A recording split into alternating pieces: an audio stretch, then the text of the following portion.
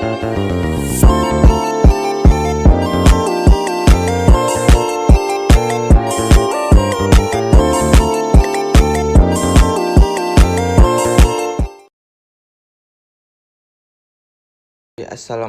warahmatullahi wabarakatuh.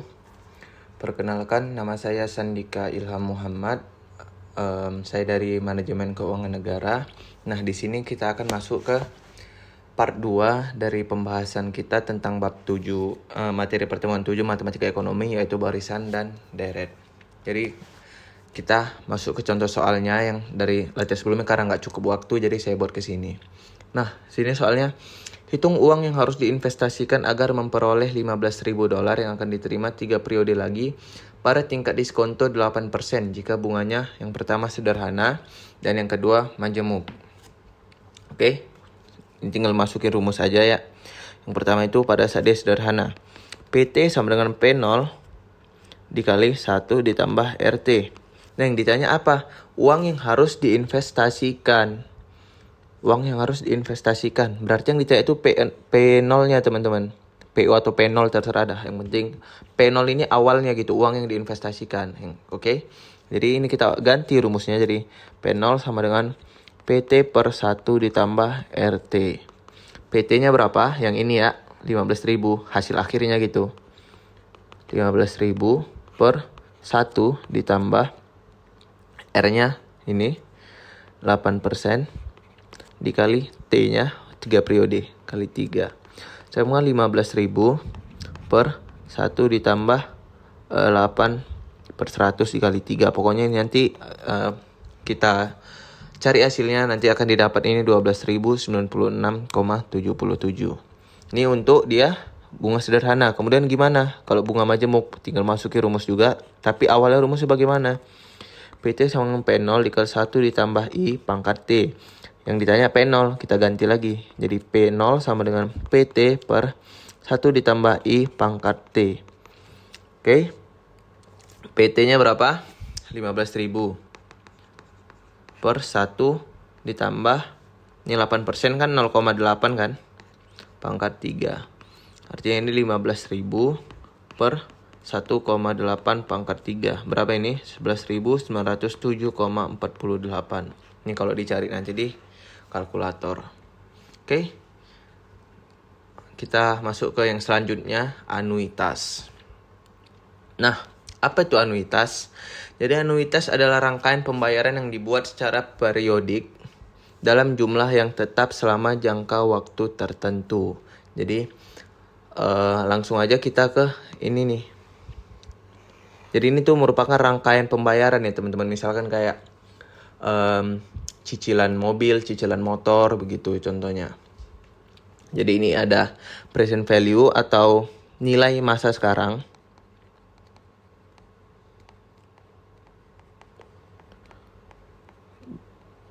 Kemudian future value ini nilai masa depan. Oke. Jadi ini periode pertamanya atau bisa tahun pertama, periode kedua atau tahun kedua, periode ketiga atau tahun ketiganya. Nah, anuitas ini teman-teman, biasanya itu jumlahnya itu harus tetap sama ya. Karena kalau jumlahnya itu nggak sama, dia bukan anuitas. Yang itu yang pertama, jumlah sama. Nah, yang kedua, periodenya itu sama. Jadi kalau memang dia per 1 tahun, harus tetap per 1 tahun kayak ini kan, ini per 1 tahun, 1 tahun. Dia nggak boleh langsung ke 5, harus lewatin 4 dulu gitu. Dan dengan jumlah yang sama tadi. Oke. Nah, yang pertama ini ada nilai masa depan atau future value. Di sini dikatakan, formula yang akan diturunkan untuk nilai future value adalah berdasarkan garis waktu di atas. Jadi kan ini tadi kan present value itu di sini nih. Nah, future value itu kita nyari nilainya itu pada saat dia di sini. Atau nilai masa depan dia itu. Pembayaran dilakukan pada tiap akhir periode dengan nilai yang sama selama N kali pembayaran. Anuitas ini disebut anuitas biasa atau ordinary annuity. Jadi teman-teman, anuitas itu ada 2 ya. Anuitas tuh ada biasa sama jatuh tempo. Nanti ada kita bahas tentang yang jatuh tempo. Jadi kalau biasa itu pembayarannya itu di akhir periode. Kalau ini pembayaran itu di awal periode. Oke, jadi ini bedanya antara anuitas biasa dan jatuh tempo. Ini dia. Ordinary annuity atau anuitas biasa tiap akhir periode. Pembayaran pertama adalah di akhir periode pertama. Nah, teman-teman, jadi ini juga harus tahu ya. Pembayaran pertama adalah di akhir periode pertama. Jadi bagaimana cara membacanya? Nah, kalau ini satu di sini tuh, ini adalah akhir periode 1 dan merupakan awal dari periode 2. Jadi gitu. Kalau ini juga begitu. Berarti ini tuh akhir periode 2. Gitu seterusnya. Oke, jadi pembayaran pertama adalah di akhir periode pertama, berarti di sini. Itu maksudnya. Oke, next. Nah, kita masuk ke rumusnya. Yaitu future value sama dengan P. Ini tentang bagaimana cara dapat rumus ini ya. Bagaimana asal rumus ini. Dan didapat hasilnya yang akhir adalah future value sama P dikali 1 tambah I pangkat N kurang 1 per I. Ini yang ininya bagian ini. Nggak kelihatan ya. Bagian ini selain P. Ini disebut dengan future value vector. Oke. Jadi nilai masa depan ini tuh merupakan nilai akumulasi ya teman-teman. Jadi kayak akhir periode 1 yang ini nih, P. Akhir periode 2 berarti kan P dikali 1 tambah I ini tadi. Setelah dia dikenakan bunga, ditambah P yang awal tadi. Berarti ini kan, dia udah bayar di sini, nah dikenakan lagi di sini. Berarti akumulasi di akhir periode 2 berarti yang ini. P kali 1 tambah I, ditambah P lagi. P yang awalnya. Jadi ini tuh kayak majemuk, bunga majemuk gitu. Karena ini anuitas ini memang turunan dari bunga majemuk. Jadi yang penting di sini adalah teman-teman ingat rumusnya nih. Dan ingat bahwasanya future value adalah nilai masa depan, sementara present value adalah nilai masa kini. Oke teman-teman, kita masuk ke contoh soalnya. Di sini dikatakan X menabung sebesar 6 juta setiap akhir tahun dengan bunga 15% per tahun. Tabungan pertama 31 Desember 2010 dan tabungan terakhir 31 Desember 2021. Berapakah uang terakumulasi pada 31 Desember 2021? Artinya ini kita mencari future value kan, karena dia di akhir atau di masa depannya pada 31 Desember 2021. Nah, oke. Tinggal kita cari aja. Tinggal ingat rumusnya, yaitu P dikali 1 tambah I pangkat N kurang 1 per I. P-nya 6 dikali 1 ditambah I-nya adalah bunga 15%. Kalau diubah ke desimal bagaimana? Iya, jadi 0,15 pangkat N, sabar dulu nanti saya jelasin, per I-nya tadi 0,15. Nah, N-nya di sini kenapa 12 bukan 11? Padahal kan 2021 dikurangi 2010 sama dengan 11 tahun. Jadi ini tuh berapa kali pembayarannya gitu, atau sudah berapa periode. Kalau dia kita kurangi 21 kurang 10, artinya periode yang ini tuh nggak kita hitung teman-teman pada saat dia membayar periode pertama gitu. Jadi kita nggak boleh langsung kurangi, karena kalau kita kurangi 21 kurang 10 tadi, maka dia itu 11. Berarti dia itu dari sini saja, dari 1 ke 2 mulai, bukan dari 0 ke 1. Maksud saya bukan periode pertamanya belum dibayar gitu, kalau dia dikurangin. Jadi periode pertamanya ini harus ikut. Oke? Karena itu harus tetap memperhitungkan periode pertama. Oke teman-teman. Jadi jangan sampai terkecoh ya, jangan sampai buat ini 11 gitu. Nah, ini maksudnya ini 2023 nih. Jadi, bagaimana maksudnya ini? Kalau ini tadi kan nih, dari rumus ini, dari awal dikatakan bahwasanya akhir periode 2 sama P dikali 1 ditambah I ditambah P lagi. Periode 3 juga begitu. Yang ini kan, yang ini apa nih? Ini merupakan periode kedua, atau kita buat FV2 ya. Jadi ini juga berlaku ke sini. Berlaku ke yang 2023. Jadi untuk mencari yang 2023, berarti FV 2021 dikali 1 ditambah I pangkat 2. Oke. Nih, di sini dia. Aman ya. Ini tinggal kita masukin aja tadi. 174 dikali nih 1,15 kuadrat. 230,13 juta. Oke. Aman ya. Jadi teman-teman di sini yang harus ingat tuh bahwasanya future value nilai masa depan, harus tahu kata kuncinya. Dan juga rumusnya harus ingat, karena ini kita kurang lebih tinggal masukin rumus. Dan jangan lupa N-nya ini tadi jangan sampai terkecoh. Oke? Nah, kemudian di sini ada kebalikan dari future value tadi. Kalau future value tadi kan di sini nih.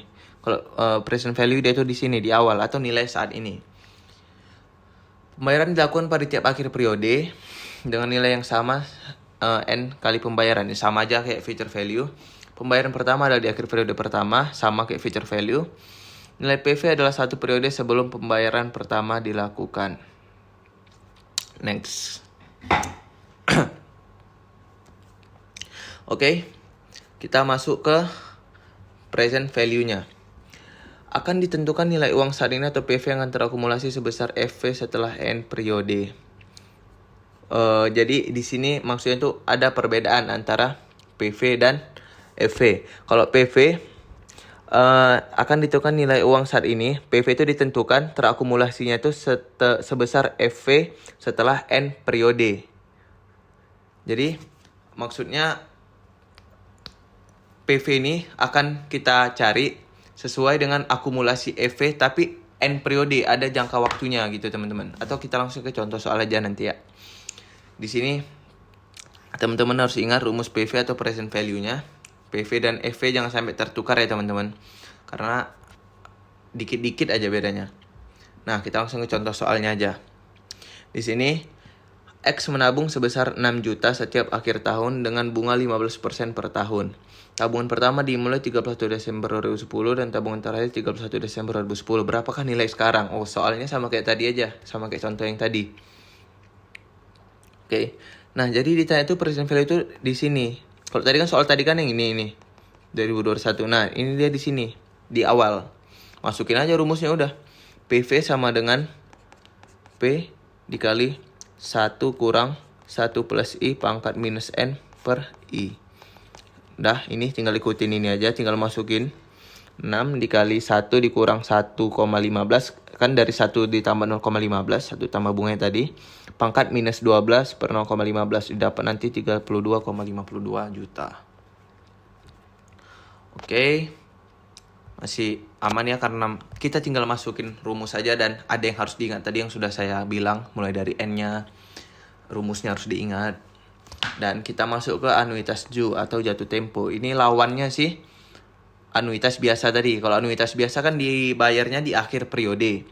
Kalau anuitas due ini atau anuitas jatuh tempo ini dibayar di awal periode. Itu bedanya teman-teman. Sehingga formula yang sebelumnya digunakan perlu disesuaikan. Nih bedanya. Dengan kalau tadi anuitas biasa sama ini kan anuitas jatuh tempo. Anuitas biasa tadi rumus PV-nya apa? Sama dengan P dikali 1 dikurang 1 plus I pangkat minus N per I. Ya kan? Tapi ini untuk anuitas biasa nih. Anuitas biasa. Tapi kalau dia di anuitas jatuh tempo, rumusnya sama kayak gini. Tapi kita tambahin lagi 1 tambah I. Kita kalikan dengan 1 tambah I. Oke, jadi itu aja bedanya. Nih, 1 tambah I-nya ini aja yang bikin beda. Antara, kalau di rumus ya, antara anuitas jatuh tempo sama anuitas biasa. Nih, ada nih latihannya. Kita coba kerjain aja kali ya. Seseorang ingin memperoleh uang sebesar 50.000 di akhir bulan ke-48 dengan melakukan tabungan di setiap awal bulan. Jika tingkat bunga efektifnya adalah 1% per bulan, berapa uang yang perlu ditabung per bulannya tadi? Oke, untuk gampangnya, pertama-tama kita buat dulu garis nih. Garis bilangan. Ini konsepnya dulu ya maksud saya. Ini P-nya per bulan kan sama. Jadi, ini tahun 0, periode 1, 2, 3, 4, sampai nanti ujungnya itu di 47 P, ini sini 48. Karena kan dimintanya di akhir bulan ke-48. Oke. Nah, dia tuh ingin memperoleh uang sebesar 50.000 di akhir bulan ke-48. Berarti itu apanya yang 50.000 itu? Kalau dia di akhir, berarti future value-nya kan yang 50.000. Dapat nih future value itu 50.000. Dengan melakukan tabungan di setiap awal bulan. Berarti di setiap awal bulan. Ingat kata kuncinya di setiap awal bulan. Kalau di setiap awal bulan dia apa? Ya betul, anuitas jatuh tempo. Sementara kalau ini tadi contohnya di setiap akhir tahun. Nah, itu bedanya. Setiap akhir tahun berarti ini tadi anuitas biasa. Yang di sini pembayarannya kan setiap akhir tahun yang ini. Kalau ini pembayarannya setiap awal bulan. Berarti dia di anuitas jatuh tempo. Jadi harus waspada pembayaran itu di akhir kah atau di awal. Jika tingkat bunga efektifnya adalah 1% per tahun. Per bulan. Berapa uang yang perlu ditabung per bulan? Berarti dia ini nanya apanya teman-teman? Ya, dia nanya P-nya. Kita udah tahu nih rumus anuitas jatuh tempo. Tinggal kita masukin aja. Apa tadi rumusnya? Anuitas jatuh tempo. Future value.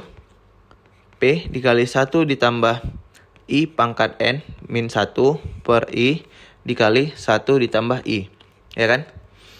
Kenapa future value? Karena dia tadi di ke-48 bukan di awal, bukan di sini. Kalau ini kan present value, kalau ini tadi future value. Dia ngasih taunya di akhir, berarti dia itu future value. Udah aman ini. Kita masukin aja. 50.000 sama dengan P dikali 1 tambah I, 1 ditambah I-nya berapa? 0,01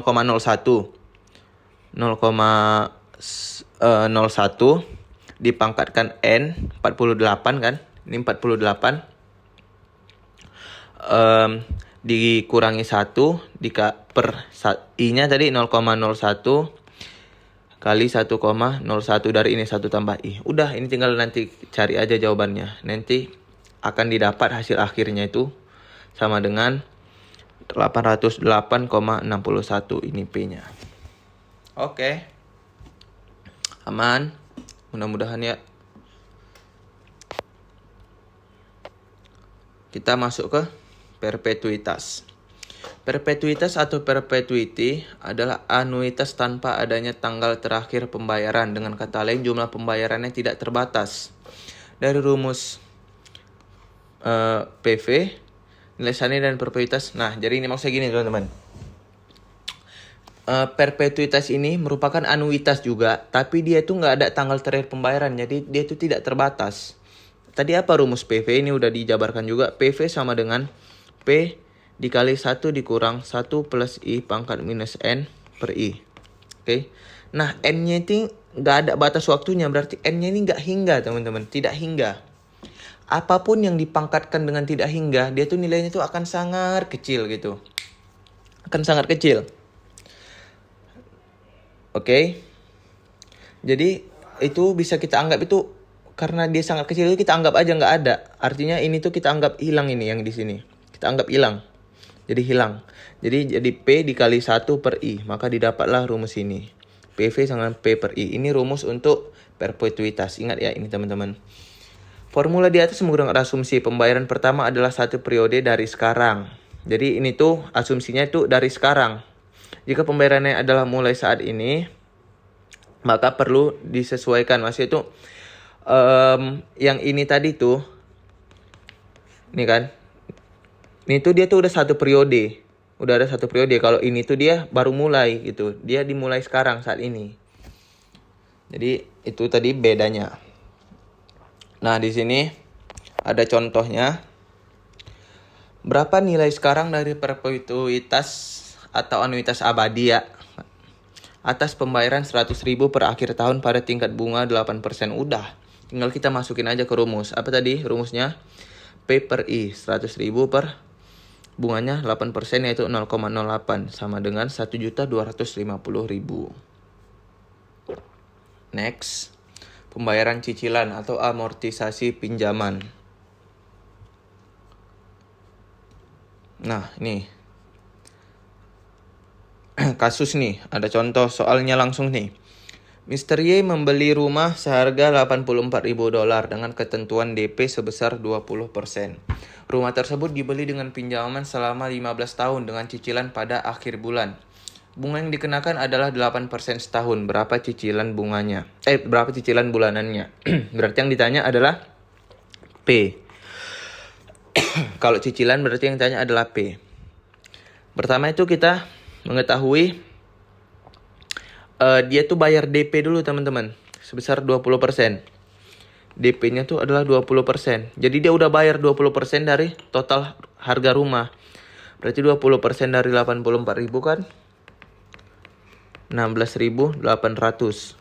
Artinya yang harus dibayarin saat ini, yang belum dibayar itu yang masih jadi utang dia adalah ini, 84.000 kurang 16.800, yaitu 67.200.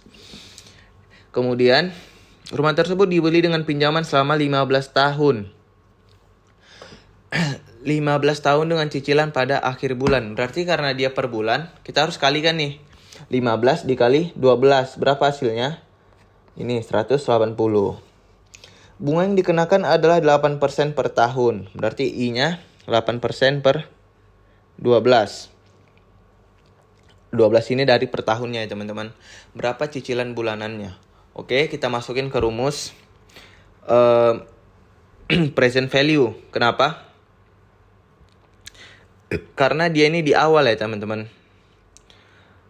Dia di awal, makanya kita tuh pakai present value. Rumusnya sama aja kayak present value di anuitas biasa. Tapi di sini kita mencari cicilannya. Berapa cicilannya per periode tadi. Udah tinggal kita masukin. Ini kita ubah P-nya jadi ke sini, PV-nya jadi balik ke sini. Berarti P sama dengan PV yang ini pokoknya teman-teman ya.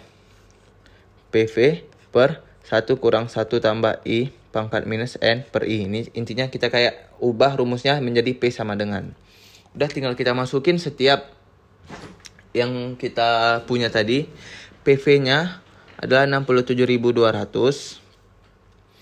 per 1 dikurang 1 ditambah I-nya yang ini 8 per 12, 8% per 12 dikali N yang ini pangkat minus N 180 per I-nya 8 per 12. Didapat nanti hasilnya 642,1982. Oke, sejauh ini ya memang tinggal masuk ke rumus, tapi konsepnya harus tahu teman-teman, mana dia present value, mana dia future value, dan berapa N-nya, dan bagaimana mencari DP-nya gitu teman-teman, harus tahu konsepnya. Oke. Nah, ini yang terakhir. Pada kasus sebelumnya, buatlah schedule pembayaran cicilan pokok dan bunganya sampai dengan bulan pembayaran kelima. Oke, jadi ini tuh kayak tabelnya. Pertama itu awalnya itu pembayaran ke 0, saldo pinjamannya ada 67.200 yang ini. Nih 67.200. Kemudian pada pembayaran pertama cicilannya adalah 642,20. Maksudnya yang mana? Dari sini. Oke. Jadi kan udah dapat kita cicilan dia per periode tadi. Cicilannya adalah sekitar 642,1982, tapi kita bulatkan aja jadi 642,20. Kemudian pembayaran bunganya adalah 448 atau 8% per 12 tadi. Oke. Pembayaran pokoknya ini 194,20. Jadi ini tuh kayak manualnya gitulah dari sini untuk sampai dapat dia pembayaran periode ke-5. Oke, baik teman-teman, terima kasih atas perhatiannya. Sampai di sini saja pembahasan kita di materi bab 7, yaitu barisan dan deret ini. Mohon maaf jika ada kesalahan atau salah-salah kata yang tidak mengenakan. Assalamualaikum warahmatullahi wabarakatuh.